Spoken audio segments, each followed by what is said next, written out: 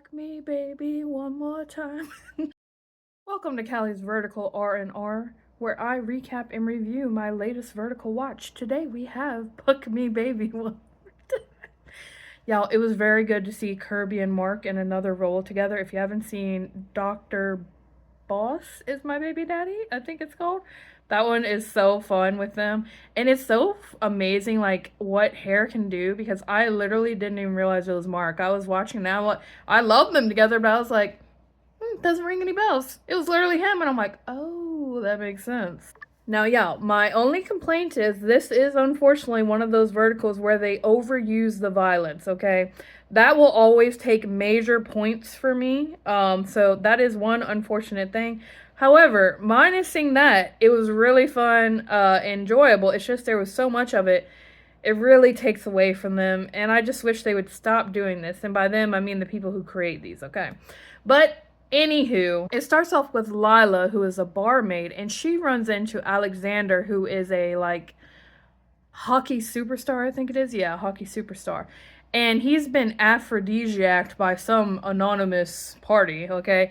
And he runs into her, and she has a limp, which is relevant to the story. But, and he runs into her, and, like, they go in the back room because she wants to help him. I think he's, like, injured or something. I can't remember. But, anywho, she's like, you know what? This sounds like a great idea. And they hook up. And then, before he leaves, he gives her his, like, smartwatch, which is worth millions of dollars, of course. And then they lose contact somehow. He's not able to find her, even though he looks for 9 months. But anywho, 9 months pass, and her piece of shit, dog shit sandwich family, her parents died, I think in a car crash or something. But let me see my notes. Martha, Zoe, and Jason. Her shitty aunt, her shitty uncle, and her fucking fuck-ass cousin. I hate her cousin. They are just terrible, okay? They just want her to not have the baby, and she hid the pregnancy until, like, she couldn't any longer. And they pretty much, this is exactly what I mean. I hate they do this stuff, but trigger warning, okay? 9 months pregnant, and they're hitting her over the back with a hockey stick. And I don't fuck with the super violent ones. I don't like it.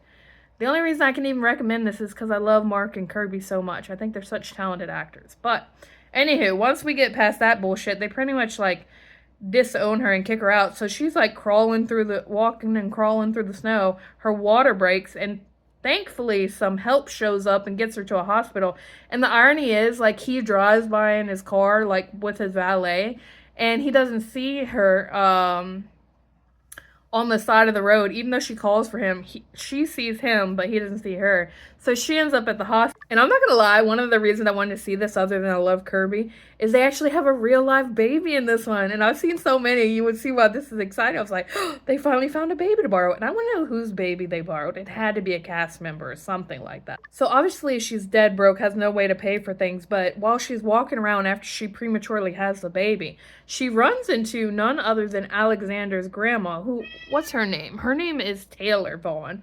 So she runs into her and they don't know who the other is. But, you know, she sees that she's in need, and she's like, okay, well, I'm gonna pay for your doctor bill. And she's like, oh, I can't accept that. And she's like, how about I give you this watch in exchange? And the grandma's like, okay. And then she's like, wait a minute, isn't this like $1 million watch? And she calls her grandson, and she's like, hey, I got this. And he's like, oh, yeah, that's totally a scam. But she gives her the money anyways, and she ends up leaving the hospital early so she can go work all these odd jobs because she has to make money to provide for her preemie baby. And, you know, she's out doing that way sooner than she should be. And lo and behold, they, like, cross each other's paths a few more times without running into each other directly, until finally he he gathers information finally that it's her, through the grandma showing him the watch because it had his initials on it.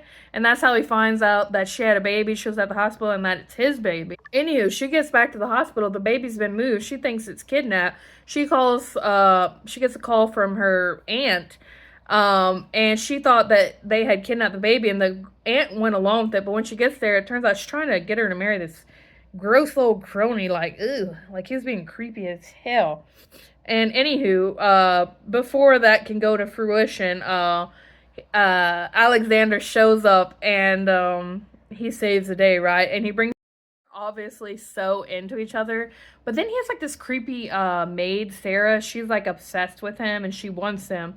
And then you also have at the games, fucking Zoe's there for some reason. She should be in jail, okay? Because literally the reason that Lila has a limp is because when she was like 5, she got shoved down the stairs on purpose by Zoe, and they just didn't take it seriously or get it good treatment. Anywho, so then she's at a game with the baby, and they have their jerseys on, her and the baby, and she goes to the bathroom, and Zoe and her little goons, they like start attacking her and the baby. Trust me, not even the babies are safe in this one. And the baby goes flying in the air because they like push the stroller, and of course Lila jumps down and catches the baby last minute, which they end up naming the baby Noah. Y'all, I'm a broke ass and did not have the money to buy a phone with storage, so it crashes out every 5 seconds. Anywho, so they named the baby Noah after Alexander's late father, okay? And anywho, then there's another scene. Well, of course, after the bathroom scene, like, Alexander rushes in the middle of his game to find her. And, you know, pretty much get them hauled off by the police. And then, there's another part where Sarah, the creepy-ass maid, she also, like, takes the baby and hides its binky. And, like, she's just being weird as fuck. And, she tries to like go in the shower with Alexander and hit on him. He's like, absolutely fucking not. And Lila, being the creature of grace she is, she gives her another chance. And then she's being a total cunt to her. And then she like trips her and the baby goes flying again. And fucking Lila's flying through the air catching the baby again. I'm like, damn, like stop. Like the real fucking puck in this movie is the fucking baby. And then yeah, there's a whole bunch of cute shit throughout the way. And then towards the end, Zoe comes back and fucking kidnaps the baby. So, of course, Lila comes running by herself. And this is another one where it was just too violent. I hated it. But fucking Martha's pretty much breaking her fucking legs. And then they, like, drug the baby. They drugged the baby, okay, so it would stop crying. But it ends up that they're all okay. And it actually turned out because her legs got more injured, they were able to do like a full reparative surgery, so it ends up where she can walk again normally. And then they have a cute little wedding at the end. So like I would still say watch it if you can tolerate the violence, because it was so good otherwise. Like I just like, that's why I wish they wouldn't do this, because they're taking away from really good verticals and really good cast with this weird but fucking violent shit.